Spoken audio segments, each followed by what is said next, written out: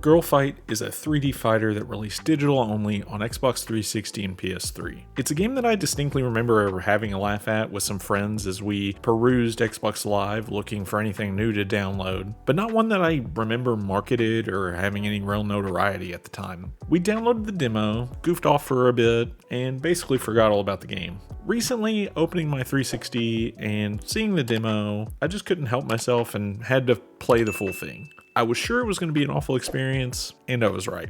Girl Fight was released September 2013, developed by Kung Fu Factory and published by Microprose and Majesco. I was surprised to see some relatively decent-sized names attached to this stinker of a game. Majesco has published everything from kid-friendly Fusion Fall to absolute shovelware like Hulk Hogan's Main Event. Microprose, another publisher of the game, let its domain lapse and disappeared the same year that Girl Fight was released. Coincidence? Probably, but it doesn't seem like good business sense was abundant at Microprose at the time. That being said, Microprose is back from the ashes today, having been revived about 2018. Kung Fu Factory still exists today, making mobile games which include the likes of Nickelodeon Kart Racers and WWE Champions. So Girl Fight wasn't just some indie game trying to capitalize on sex appeal as I thought it may have been when I was growing up, which somehow makes it all even worse because I feel like these companies should have or could have made a better game overall. Not that these are the largest names in the business, but something even resembling fun would have been nice. Girl Fight got pretty terrible reviews at the time for the few reviews it did get, as expected, really, with pure Xbox giving it a 3 out of 10, saying that there's a serious lack of engagement here and very little reason to keep playing. Also calling it a Dead or Alive copycat that will only make you wish you were playing Dead or Alive. Official Xbox Magazine on its website gave it a slightly higher 3.5 out of 10, criticizing its shallow mechanics,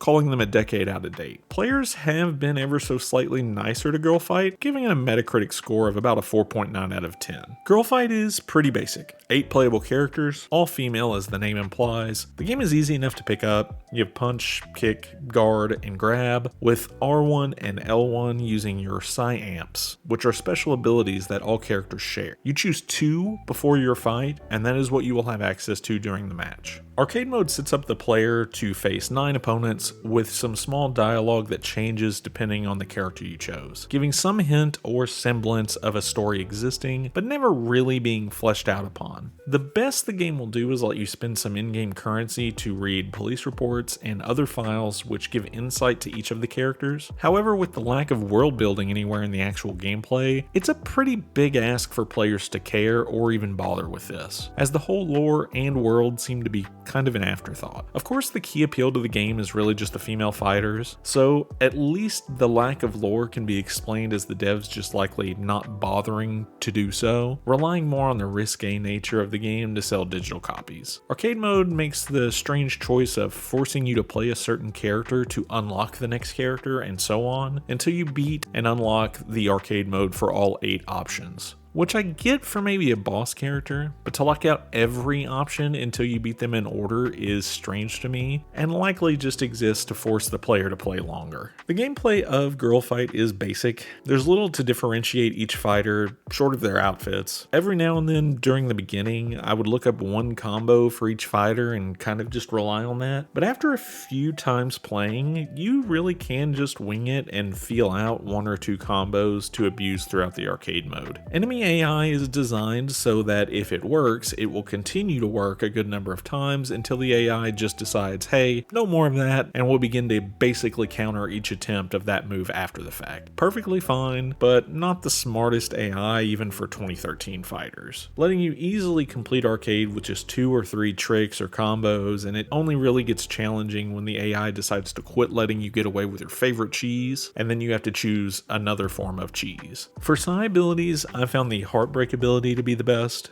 It breaks your opponent's guard, which allows you to get in a free hit or combo, which came in quite handy. As you complete each character's arcade mode, you aren't awarded with any story conclusion, no new information, nothing about the character, just a slightly risque photo which just pops up at the end. And that's it. Just a new photo that would just be embarrassing enough you wouldn't want your parents to have caught you playing it. There isn't much here to keep anyone playing the game for very long. It's fine, it's not great, but by no means is it some complete complete abomination, it's just not really worth your time. It's something less than mediocre. It's bad, but it's yet not completely vomit-inducing. While the game, story, and atmosphere need some serious help, I actually don't think the character designs are completely without merit. Not the most inspired, but they're not atrocious unless you just hate this style. Some are somewhat memorable. Coming back to actually play this game, I did remember the character chaos. What I did forget is that she doesn't actually get to use any weapons.